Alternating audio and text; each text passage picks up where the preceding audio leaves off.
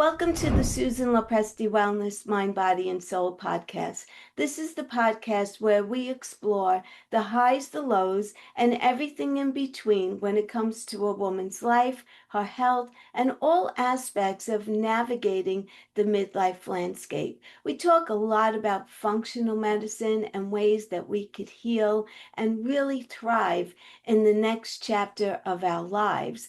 And today I'd like to welcome a very special guest. His name is Kevin Toman. And after nearly 40 years in veterinarian medicine, Kevin's passion is helping pets and the people who love them live longer, healthier, and happier lives through a functional wellness approach. Drawing from decades of hands-on experience, Kevin has seen both the limitations of conventional care and the incredible results that can happen when we look deeper at the root causes of health challenges.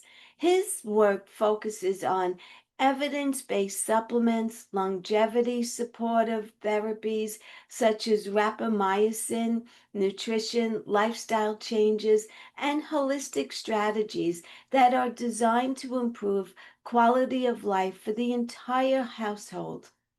Kevin believes our pets are often reflections of our own environment, habits, and well being, and that caring for them can inspire us to care more deeply for ourselves.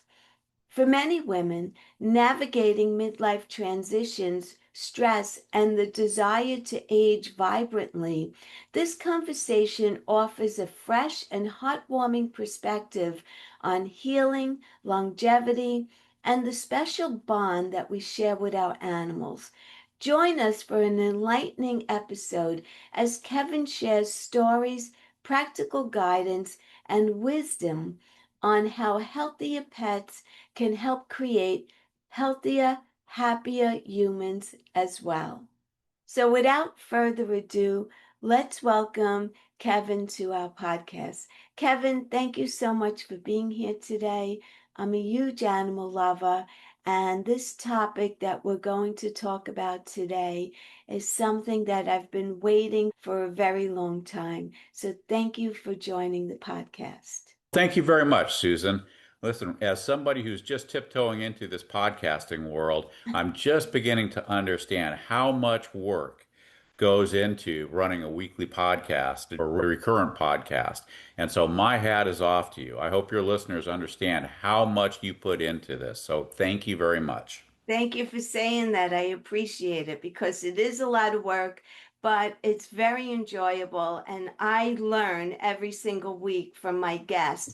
And I'm excited today because we're talking about one of my favorite subjects, which is pets. And I love all animals. I really do, but dogs are very near and dear to my heart. So I want to begin by asking you, after nearly 40 years in veterinary medicine, what first inspired you to move beyond traditional care and explore a more functional and holistic approach to pet health?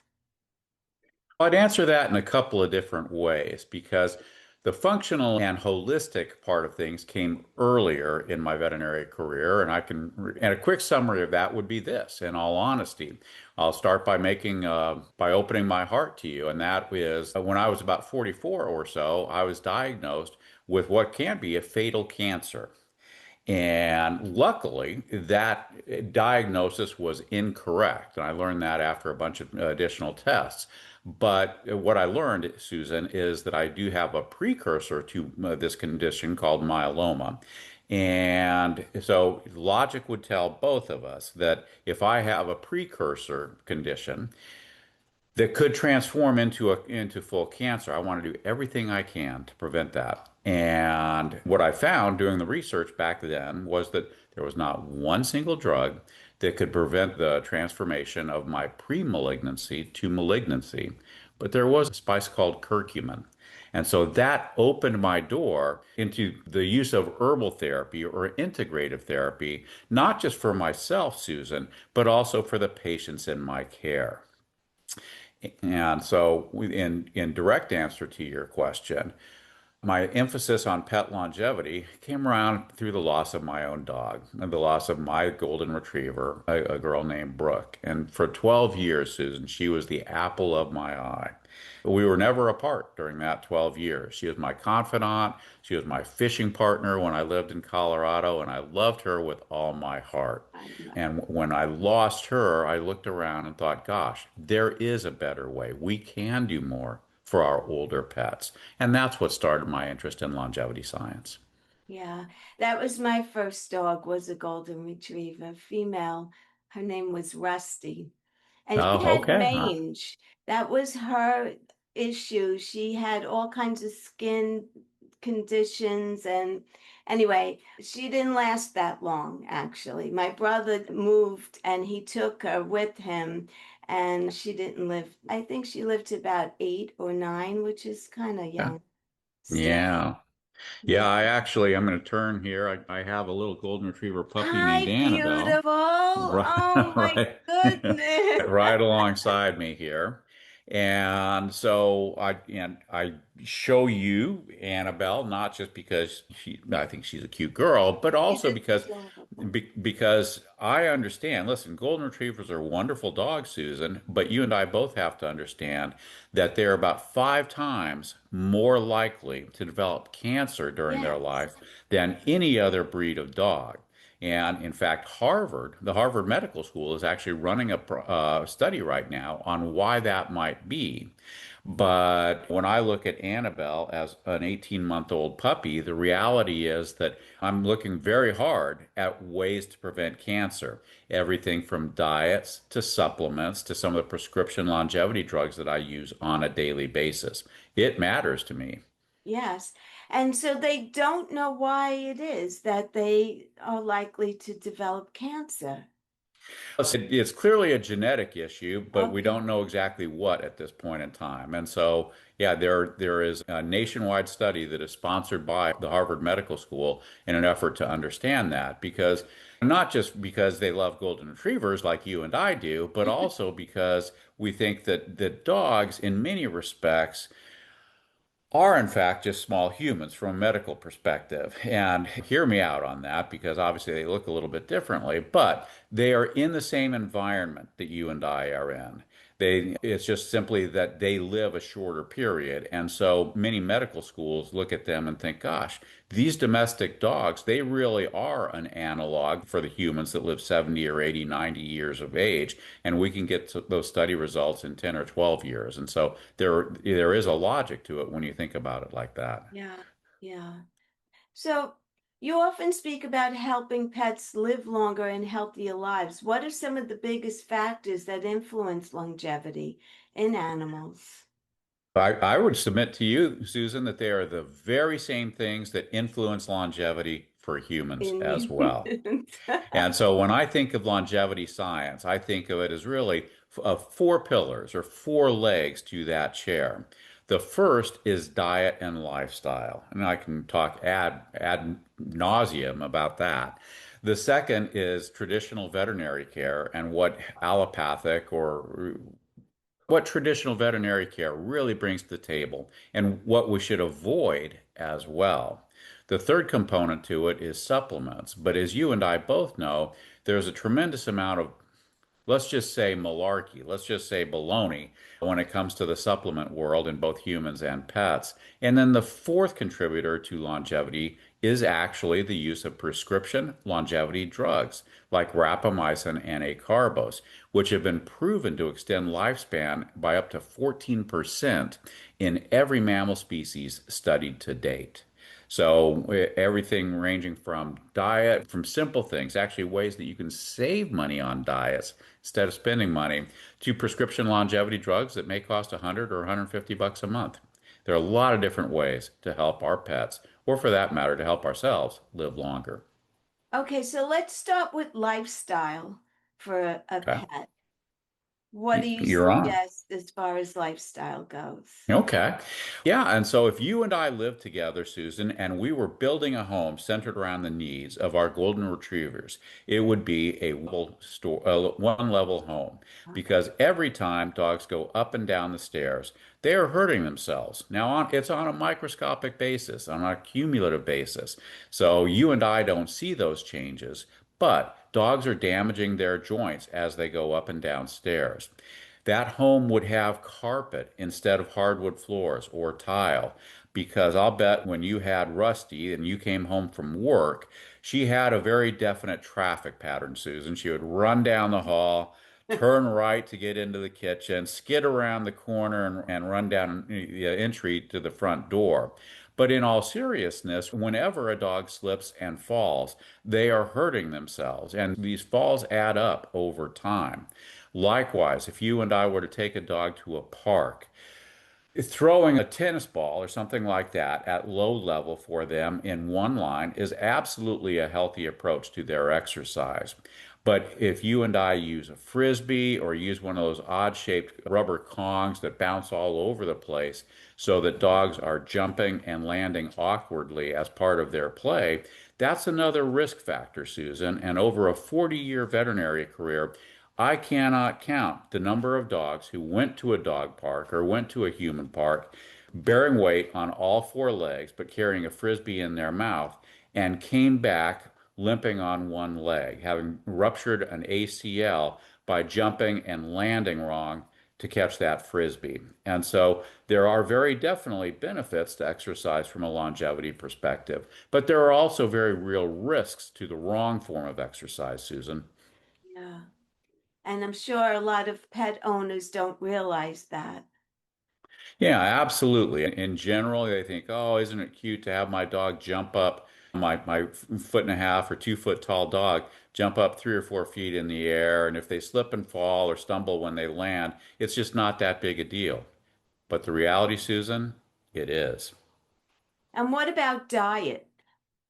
And how do you Okay. feel about giving your dog table food and treats and all of that? All right. So I'm going to answer that in a couple different ways. First off, Annabelle is my child. I have a girlfriend and I'm 66, but the reality is that she is my child. And so if you and I want to spoil our children, I think we should. But let's try to do it as healthfully as possible.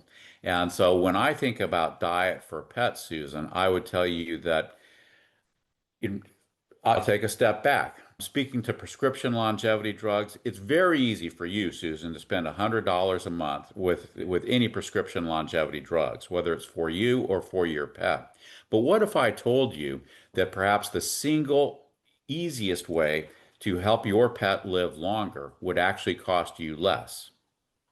It's true because in every species studied to date, Susan, whether we're talking about elephants or fish, zebras or cats or cattle or dogs or cats or humans, the one way we know that is consistently the best way to extend life is by feeding ourselves less or by feeding our pets less.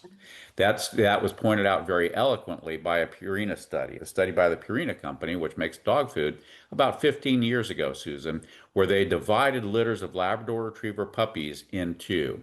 So that if you had a litter of eight, four puppies were on one side of the fence, four puppies were on the other. And one half of these litters were fed as much as they want to eat. And speaking as an ex-Labrador Retriever dad, I can tell you, Susan, that's a lot of food. And the other half of these puppies were fed 75% of their normal maintenance ration. And then they were followed throughout their lives. Same environment, same handlers, same diet, just different amounts of it. Same vaccines, same everything. And what they found over their lifetime, Susan, was that the thinner dogs lived 1.8 years longer than did the dogs who were fed more food. And so that's a very clear study. There's no other explanation other than the fact that for our dogs, the less they eat, the longer they will live. Now, the second component to that is dietary quality. And here's what you were alluding to. Because listen, I do feed Annabelle. I give her treats, for instance. But here's the thing. I mentioned earlier that golden retrievers, Susan, are 5 times more likely to die from cancer than any other breed. So therefore, I home cook for Annabelle, and I'm happy to explain a little bit more about that. But as an example, I cook her meats on a rotational basis. I give her fruits on a rotational basis. But every meal, Susan, contains broccoli. Why? Not just because it's a great source of fiber, but because broccoli actually contains a cancer-fighting ingredient called sulforaphane. And so with every meal, I'm doing what I can to help Annabelle prevent cancer. What's your feeling on raw food for a dog? Okay. Here's another mistake that I've made in my life, Susan. So I'm going to raise my hand and say, listen, I was wrong in some of the things that I assumed. Because for 50 years of my life, I fed my dogs kibbles. And I thought, gosh, they're great nutrition. They're certainly the easiest. Most times they are the cheapest way to feed our pets. But over the last 7 to 8 years, Susan, there's been increasing evidence that kibbles are actually a very unhealthy way to feed our pets. Why? Because each one of those kibbles, each one of those microscopic small little kibbles Yeah. is glommed together. It's held in that kibbled shape by extra starch or sugars. And then those sugars are run through a high temperature oven at 450 to 500 degrees. And what happens is those sugars then are turned into these little carcinogens, these little precancerous molecules called advanced glycation end products, or AGEs. Now, that's painting with a broad brush, but the reality is that the science is clear.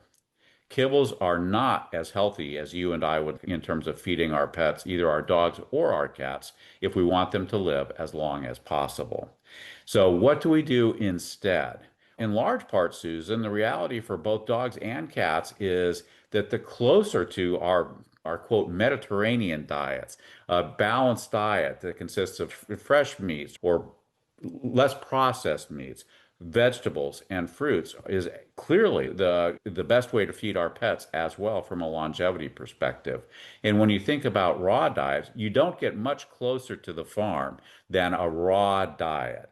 And it's an excellent choice for feeding both dogs and cats. Now, here's the thing we have to be aware of, though, because in those 40 years of veterinary practice, Susan, I saw 2 dogs die from eating raw food. Why? Because the kibble diets or the canned diets that you and I have spoken about have had all the bacteria within them killed by that high heat or by the pasteurization process. But raw diets, by definition, lack that bacterial cleansing.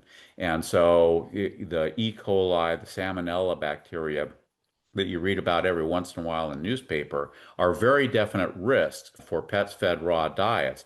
And for that matter, for you and me as we prepare those raw diets. So there are documented instances of humans getting E. coli in particular by preparing raw diets for their pets. So these are small health risks, but they are very real health risks. And what they point to, Susan, is that although raw diets are a very healthy way to feed our pets, we darn sure better understand who makes those diets and how they help to prevent bacterial contamination.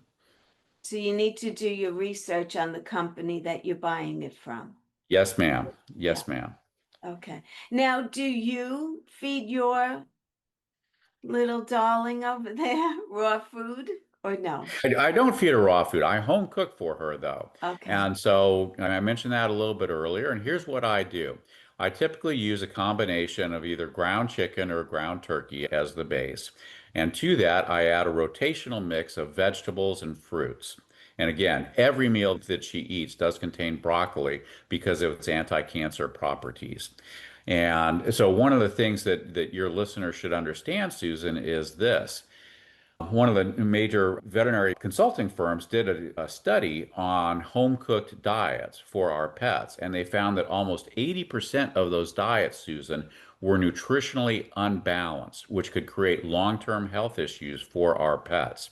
And so, if, like me, you want to use a home cooked diet, it's very important that you either A, rotate the source of your protein, rotate the vegetables, etc., so that you're giving your pets a broad variety of nutrients, or you can send a list of the ingredients that you are using to any one of several different veterinary nutritional consulting companies on the web. One of them, as an example, is a company called Balance It, BALANCEIT.com. And I have no commercial interest, I have no financial interest with recommending them. But my point, Susan, is that there are a number of different services that you and I can pay a small amount of money to make sure that the home cooked diets that you and I are using for our pets are nutritionally adequate. Okay.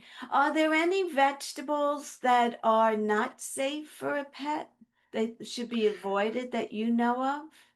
In small quantities, I'm going to tell you no. Now, every veterinary student, as they go through veterinary school, Susan, is told, listen, chocolate can poison your pets. Yeah, Garlic can poison your pets. Grapes can poison your pets. And I suppose at high doses, every one of those things is true. I would tell you that I had a Bernese Mountain Dog before I had my Golden, and he was a big 100-pound dog. And one time during the holidays, I left a 1-pound bag of Hershey's Kisses up on the dashboard of my car. And he reached up there and he ate a 1-pound bag of Hershey's Kisses. He left only the plastic liner. And did this 100-pound dog run into any health issues whatsoever? No, he did not, Susan, but he pooped multicolored tin foil for the next 2 or 3 days. And that was the only downside to his health.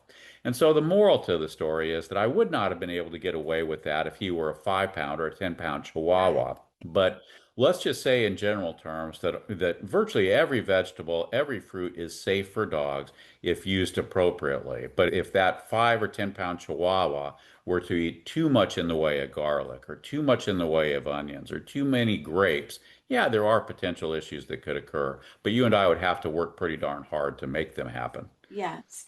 I was laughing hysterical about your dog eating the chocolate because I used to have a Rottweiler and it was Halloween and someone gave my daughter this giant Hershey Kiss and it was up on a table. And I came I home know from where the work. story's going. Yeah. I came home from work and I found tin foil all over the house and I was like, what the heck is this? And finally I realized he ate the Hershey Kiss. Besides the aluminum foil all over, the next morning there were drops of poop all over. He was Yeah. was Yeah. And so fine. He was fine. yeah. Yeah. And so, listen, it's in large part, Susan, the reality is pets are just small people. And Yeah. so if you feed something in moderation, the reality is there's very little health issue that's going to come from it. But there's no accounting the same way that I might develop an upset stomach or diarrhea from a food that I'm sensitive to. The same thing occurs for our pet. And Right. so we always have to learn what our pets tell us. We have to listen to what they say, don't we? Yes, And a couple of absolutely. different thoughts for you before I turn loose of the whole diet topic. And that is that, Susan, one of the things that I have seen over the 40 years that I've been in veterinary practice is people using vegetable or even vegan diets on their pets. And I want to make it absolutely clear. Dogs are perfectly okay with vegetarian diets, perfectly okay with vegan diets. But here's the thing, Susan, cats are not. Cats need meat to survive. And if you and I try to make a vegetarian or a vegan out of a cat, we will kill them. And I have seen that happen in my career. So I want to make sure that your listeners, if they don't take anything else from this little podcast, they understand that they cannot feed their cats just vegetables and have them survive. Cats are obligate carnivores, and we need to feed them like that. The other suggestion I'm going to make to you is that about 20 years ago, there was this huge influx of grain-free dog foods into the pet market. And it made absolutely logical sense, Susan. Who wants to look at the bag of the food that we're using for our dogs and see corn and wheat and whatever the case, rice, rather than the whole meats that you and I associate with a healthy diet? Makes absolute sense. But here's the thing. Within about 18 months after grain-free diets were introduced into the market, we saw this huge increase in heart problems in large breed dogs. And what we learned, Susan, is that many grain-free diets are deficient in an essential fatty acid called taurine. And if our diets are deficient in taurine, what's the next step? Heart problems. And so, if your listeners are using a grain-free diet in their dogs or in their cats, please, here's the other take-home message I'll give you. Please make sure that your pet has adequate taurine in that, either in that diet or buy a taurine supplement. Gosh, you can buy it from me, but you can buy taurine in a bazillion different spots, and that will keep your pets healthy, your pets' hearts healthy as you use a grain-free diet. Okay, thank you for that advice. So now I want to go on to ask you about pets' health often mirrors the lifestyle and the environment of the family that they live with. How is that? Because you're in So agreement with I'm that going to tell statement. you, I think I know where you're heading, but let me tell you an anecdote here. I alluded earlier, Susan, to the fact that the easiest way, the cheapest way for you and me to extend our pet's life, and quite possibly our life, are simply by eating less. Yeah. When you talk about lifestyle, when you ask a question about how the human and pet lifestyles mirror each other, I would tell you this. About 10 years ago was a heyday of weight loss shows on TV, like The Biggest Loser, for Yeah. instance. And so at that point in time, I was running a pretty good sized practice out here in California. And I thought, Susan, what a great practice builder. What a great thing. I'm going to have a contest where I'm going to create the biggest loser contest for all the pets in my practice. And whoever won that contest, I'd give $1,000 worth of veterinary care to over the next year. I'm going to put it in the paper. I'm going to be a local celebrity. So I sent out an email request to 5,000, actually 5,100 clients that I had in my practice at that point in time, saying, listen, if you think your pet is heavy, let's have this biggest loser content. And I'm going to make a local celebrity out of your dog or out of your cat. Do you know how many pet parents responded out of 5,100 to a request for an obese pet? Zero. Not one pet parent emailed me back saying my dog or my cat is obese and I want to be a part of this biggest loser contest. And so what that tells us, unfortunately, because listen, I know quite clearly that many of those pets were obese. Saw them on a daily basis, but nobody wants to recognize their pets as being obese because I think, in all honesty, there is. You look at your pet and you see yourself a little bit in the mirror of what that pet looks like. And so, absolutely. That's a funny little anecdote that was not well explained, but it made me realize how closely our pets' lifestyles do mirror ours. And one of the things that we see, Susan, is that pets are absolutely susceptible to the same side effects of smoking. So, my mother, for instance, was a huge smoker throughout her life. And what we know now is that my pets inhaling that secondhand smoke are absolutely more at risk for the lung cancer, for the bladder cancer, the same types of cancer that affect humans who have been smoking throughout their whole lives. And we've alluded a couple different times to diets, but if you and I are sitting on the sofa together eating potato chips, and our dogs are, because they're our love children, are getting those same potato chips, they're going to be prone to the same risk, the same high cholesterol, the same obesity issues. And so yes, there's absolute crossover when it comes to lifestyle risks amongst humans and pets that live in the same family. Yeah, that's true. What are some common health issues that you see in pets today that could be avoided? Or And the biggest one is obesity. I'll be honest with you, Susan, and I believe that this is the same thing on the human side because obesity sets the table not just for diabetes, but also for cancer, for orthopedic problems, and in humans anyway, cognitive disease. And so the reality is that a lot of different health issues can be triggered just by obesity. And so, therefore, one of the easiest ways to prevent those health issues is to maintain a healthy body weight. But day in and day out, for veterinarians, the single most common health problem, the single most common reason that dogs or cats walk into a veterinary clinic is skin disease. And that is something that has direct dietary implications for us because probably 70% of the time, Susan, these skin diseases are allergic in origin. Now, listen, when I talk about allergies, absolutely. Pets are can be allergic to the same inhaled pollens that create hay fever for you and me. But one of the most common reasons that we see for skin problems in dogs or cats is actually dietary allergies. So it's funny, everything keeps circling back around to diets playing such a large role in the longevity of our pets. Do you know specifically what causes these allergies? Is there one ingredient? Is it wheat? Is it dairy? Actually, it's funny that you ask because the single most common allergen, the American Association of Veterinary Dermatologists did a study in the last 5 or 6 years. The single most common allergen in dog diets is actually beef. Oh, And so, for that reason, I routinely recommend a chicken or a fish-based diet for virtually every pet that is prone to skin disease. The second, and you're right, the second, as an aside, was actually wheat. And the same gluten-free movement that is so common in humans these days would also benefit our pets as well. so do you think that gluten does affect pets?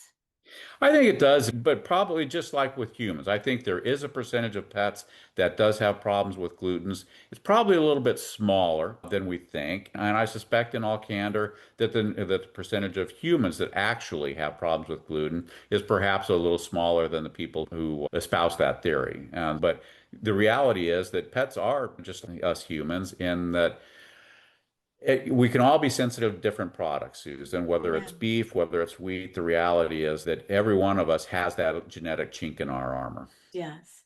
So you mentioned evidence-based supplements. Which supplements have shown the most promise for supporting our pets' wellness and longevity? All right, let's turn that question around, Susan, and say which supplements have been disproven over the last few years. Okay. Because here's another, I'm emphasizing not just the role of diet in longevity science, but I'm also trying to emphasize my mistakes for some of the listeners in your crowd. And as an example, I sold glucosamine and chondroitin products Oh, within my practice for probably 20 years, Susan, because I was told by the suppliers, by the makers, and by the current science that they were the very best way to naturally support our pets' joint health. But what if I told you that about 10 years ago, there was a series of studies that came out that just showed glucosamine and chondroitin products do not work in both humans or in pets to help naturally support our joint health. If you and I were to walk down the aisles of the Costco that is nearest to you, we would find supplement after supplement that contains glucosamine and chondroitin, ostensibly to protect our joint health. They just simply don't work, and science supports that. Another product that is quite commonly used in both humans and pets is resveratrol, the old red wine supplement that led to so many people thinking red wine has health benefits. If you and I wanted the benefits touted from resveratrol in the first study, you and I would have to drink almost 90 glasses of wine per day. And that first day might be interesting, but I think I would rapidly lose interest in that longer term. And so resveratrol is another example of a natural supplement originally thought to improve health, Susan, but whose benefits just haven't been proven out long term. Now, there are very definitely supplements that will support your health, your joint health, or Annabelle's joint health. In particular, these days, we're going to point to CBD, we're going to point to fish oil. We're going to point to a product called undenatured type 2 collagen. And actually, as funny as it sounds, little ground up muscle shells, green lip muscle shells, all support joint health from a natural perspective. But many of the things that I, as a 66-year-old, used or recommended over the majority of my veterinary career have been proven not to work. interesting. So what about that rapamycin? And I don't know if I'm saying it No, correctly. atta girl, you did just fine. You did just fine. So, rapamycin is a really interesting product. It is absolutely the most widely studied longevity drug in the world for both humans and for pets. And it originally was discovered on Easter Island or Rapa Nui, which is how it got its name, rapamycin. And back in the day, it was used as an immune suppressive. And so if I were to give you my kidney, you would need to take an immune suppressant like rapamycin or several other drugs to help prevent your body from rejecting that kidney. But interestingly, what we found is that in mammal studies, in my studies, the animals that were on rapamycin extended lifespan by up to 14 to 30% sometimes. And so that led to a great deal of interest in how, in the use of rapamycin, not as an immune suppressant, Susan, but rather as a drug that could extend lifespan. And study after study across mammal species has shown that rapamycin can extend lifespan by up to 14%. Now, in my patients, that's many times over 2 years for some of the pets in my care. How does rapamycin extend lifespan? Does in three different ways. It reduces cancer incidence, it reduces inflammation, and it supports heart health. And so these are wonderful things to think about. In fact, in cats, Susan, rapamycin has been proven to help prevent or support. Let me try that sentence again. There is a disease, there's a heart disease, Susan, in cats called hypertrophic cardiomyopathy, or HCM. It affects 1 out of 6 cats nationwide, and it is fatal. Rapamycin has been shown to prevent that disease and also to help if you are diagnosed with that disease as a cat, it slows the progression, sometimes even stops the progression of this fatal disease. And so, if I were to look at one of the revolutions over my 40-year veterinary career, I would tell you quite clearly it's the use of rapamycin in pets to extend their lifespan by slowing the progression of heart disease and by reducing cancer incidence. So why are we not all taking this drug every day? I I never do. even heard of it I, before. I do. Do And you there need a are, prescription for it? yes, ma'am, you do. Yes, ma'am, you do. And you can go to any one of the, I would guarantee you that the New York City area has a bunch of longevity clinics set up for humans. As a 66-year-old, I pay more attention to that than I did Me back when I too. was your age. I'm And 66 as well. oh, you look much younger than I do. Oh, But at any yeah. rate, yeah, there's absolute logic at this point in time for all of us to consider rapamycin therapy. And I've spoken about the treatment benefits of rapamycin in pets. But one of the things that dog and cat parents are now understanding, Susan, is that if this drug is successful in reducing cancer incidence, why not use it on a preventive basis Yeah. instead of on a treatment basis? And the same argument is being made in human science. Now, one of the things I want to point out is that as somebody, I believe I'm a scientist, Susan, and so science can change. And at some point, we might learn that there are more effective ways to increase our lifespan, or that rapamycin carries some long-term risk. But at this point in time, if you're asking me today, Susan, I will swear on the nearest Bible that the one drug that every human, every pet should be taking to extend lifespan, it should be rapamycin. It's safe and appears to be very effective. And so, as a pet owner, you could go to your veterinarian and ask them for this prescription. How likely are they to give it to you? Susan, that's a very Because good question it's almost because taking away their business, because if the pet stays healthy, what do you need the vet well, for? I suppose that's one way to look at it, isn't it? So I'm going to answer that in a different direction because I'd like to think that we're all in this to help our pets live longer. But in all seriousness, Susan, as somebody, I graduated from veterinary school back in 1986. And I would tell you that I believe the current model of veterinary medicine is broken. And why is that, Susan? For a number of different reasons, but one of the primary ones is there's been this huge influx of corporate ownership into the veterinary world. When I first graduated from veterinary school, Susan, every veterinary clinic was owned by a veterinarian or a mom and pop, so to speak. But now over half of the veterinary clinics in the United States are owned by corporate businesses, sometimes very large corporations, including the same company, the Mars Corporation, that actually makes candy bars. Yeah. And the Mars Corporation worldwide is the single largest owner of veterinary practices. And here's what that implies, Susan. Number one, there's been this arms race for veterinarians. And so these corporate practices are paying new graduates very high wages to come and join them in practice. And their compensation is dictated not just by a base salary, but also typically on a percentage. Many veterinarians are being paid a commission for every dollar that they generate in practice sales. In general, that translates into 21 to 25% of your veterinary bill. So if your veterinarian is has a financial interest, a direct financial interest in creating more additional clinic income, the reality is that they are not well aligned with you and me as pet parents. What has happened is veterinary professionals have become less a service business and more a sales business, Susan.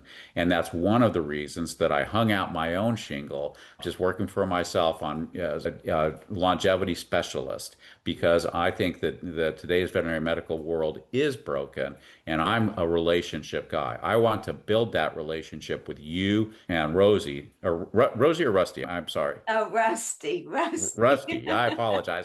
I got sidetracked there. I want to build that lifelong relationship with you and Rusty because that way I can offer you the very best in not just traditional veterinary, but also longevity science. Yeah. Okay. So I guess so with that as a preamble, I realized I didn't answer your question, and that is how likely is a local veterinarian to prescribe rapamycin? I would say about 30% of the time that will occur. Oh, 30% of the time. But okay. 70% of the time, Susan, veterinarians will look at you like you sprang a leak. The reality is that most veterinarians have no clue as to what rapamycin is or its safe use. Uh-huh. And so they're going to defer. And that's one of the reasons that I use telemedicine consults from one end of the country to the other is trying to help people understand not just the wise use of longevity drugs, but also how safely they can be integrated into that strategy. I want to switch gears for a moment and talk about toxins. And the first thing that I want to talk about is flea and tick collars. What's your feeling on those? Are they safe for your pet to have on? Susan, that's another great question. So I feel like I rattle on about some of these questions sometimes, but here are a couple things that I would say. Listen, fleas in particular can cause absolute misery for Yeah. our pets. If you've ever seen a dog or a cat who's allergic to fleas, sometimes they scratch, sometimes they chew so much that they create big bleeding areas on their body, and nobody wants that. Likewise, back in New York, you're probably very aware of the issues of Lyme disease as a Yes. tick-borne disease. It was originally there it started, it was first diagnosed back in Lyme, Connecticut. And so there are clear risks associated with fleas and ticks for our pets. But unfortunately, there's increasing evidence that there are also risks, Susan, associated with the chemicals that you and I use to prevent those fleas and ticks. And so when you ask specifically about flea and tick collars, I'm going to tell you that yes, the way a flea or tick collar works is by getting absorbed into the skin around that collar, around your neckline. And typically, these chemicals are stored in the fat layer that lives just underneath the skin, and it diffuses from one end of your body to the other. And so I do worry. I think there's increasing understanding in both humans and pets that no chemical is innocuous. The reality is that the Seresto collar, as an example, is marketed for almost a year's effectiveness. But that means chemicals are found in our pet's fat for that year's time. And I don't believe that's healthy. And likewise, some of the oral flea medications that you and I use have been proven to cause seizures in sensitive pets. And so my point, Susan, would be this. I fully understand that fleas and ticks are health and comfort risks for our pets. But I also believe that the products we use to prevent them can create health risks and shorten our pets' lives. So, if we're going to use flea and tick products, let's use them for as short a period as possible. And let's use the safest products we can.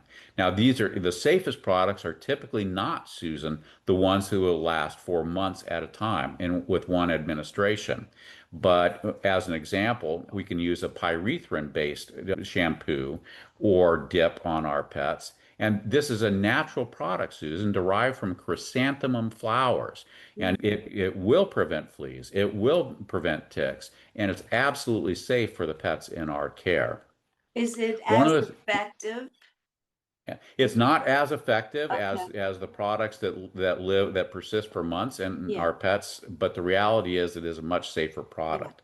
And the other thing that I would point out is this, and I live in a flea area, I live in a tick area, but you and I can minimize the chances of our dogs in particular, to a lesser extent our cats. But Mhm. if we look at our dogs in particular, Susan, what if I told you that ticks are just found in brush or in bushes? They're not found in grassy areas. So if ticks are your concern, the more time you spend in parks or on football fields or something like that, as opposed to letting your pet wander through the woods, the less likely you are to have a tick issue.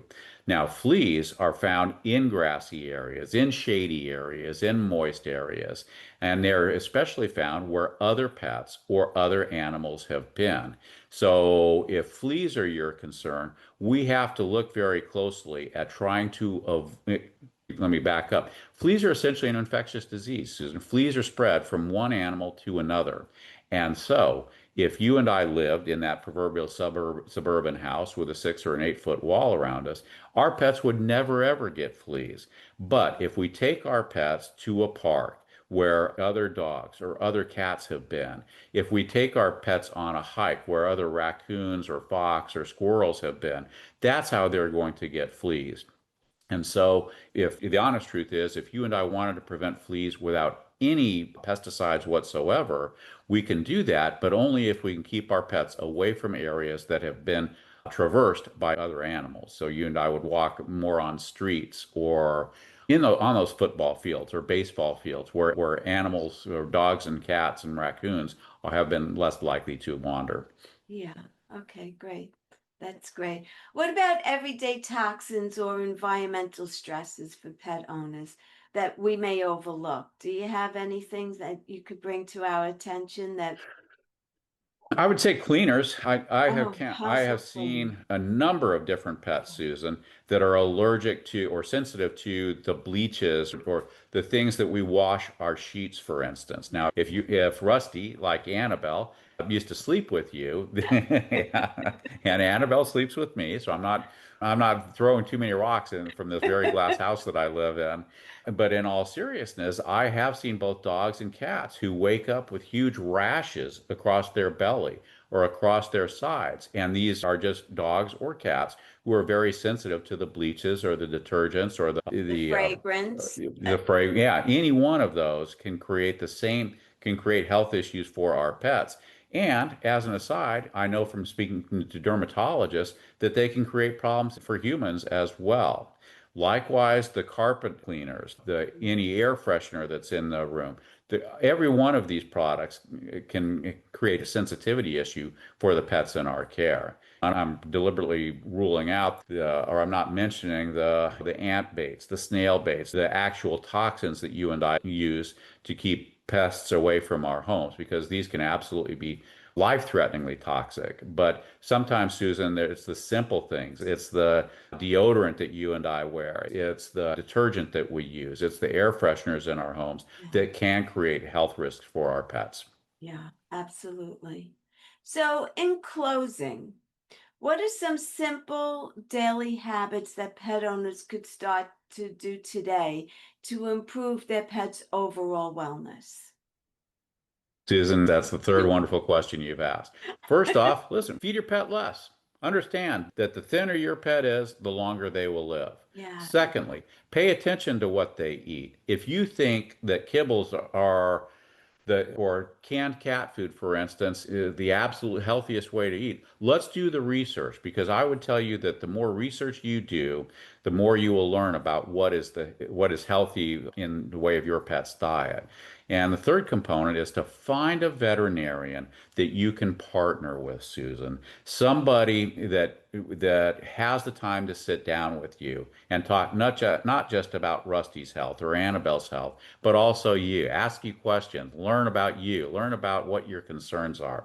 And the single most important question you can ask that veterinarian, Susan, is why. Why they are recommending a vaccine, why they are recommending this surgery or this medication. Because the honest truth is that we're all in this together. And if your veterinarian is reluctant to answer a why-based question, maybe you should find a different veterinarian. Yeah, absolutely. Absolutely. That's great advice.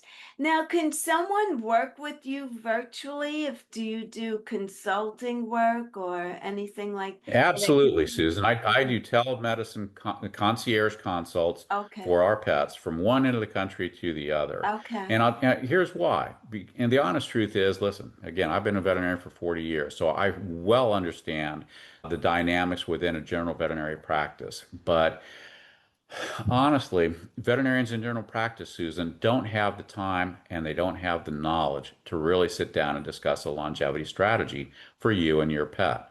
I ask you to bring veterinary records. I ask you to fill out a little bit of paperwork, and then you and I can sit down on Zoom and chat to our heart's content about how best to help your pet live longer. And so I do work with clients from California to Maine and all parts in between. Okay, excellent. And I will get all of your information and put it in the show notes. Thank you, Susan. And one of the things that I've just started doing is I set up, because I'm doing a couple of podcasts these days, I set up a free website for your listeners. It's called Oh, www.freevetcall.com. And it's just a one-page website. It's the simplest thing in the world because all it is a link to my calendar.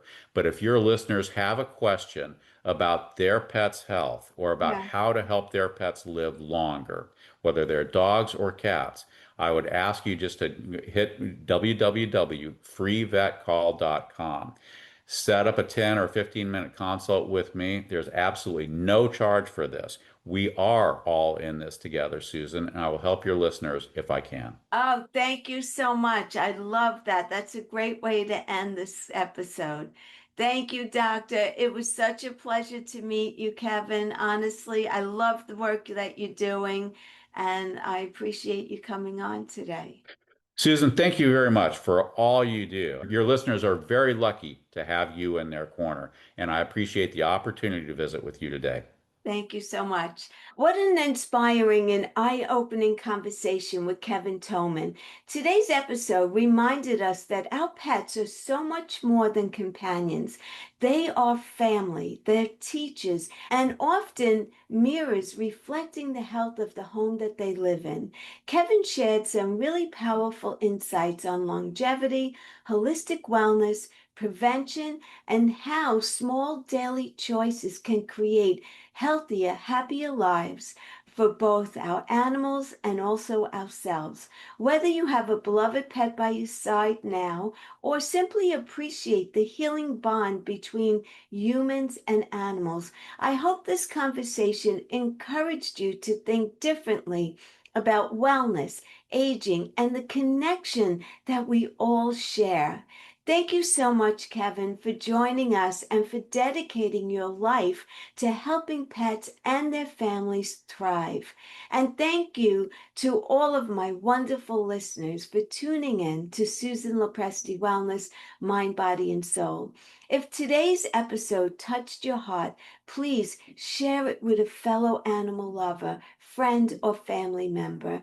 Until the next time, remember, healing and rejuvenation can happen at any age for every member of the family, even the furry ones. Take care, be well, and I'll see you on the next episode.